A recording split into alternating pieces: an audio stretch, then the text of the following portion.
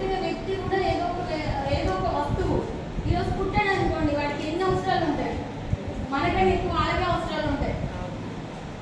వాడికి డైపర్స్ కానుంచి ఇంకా powder, baby సోపులు, అవి ఇవి, వాడు పుట్టినంటే 5,000 ఖర్చు. అవునా కదా? అంటే ఈ రోజు పుట్టిన వ్యక్తి కూడా కన్స్యూమర్. అవునా కదా? అంటే మనం ఇన్ని రోజుల నుండి ఒక కన్స్యూమర్గా ఉండి ఏమన్నా సంపాదించామా?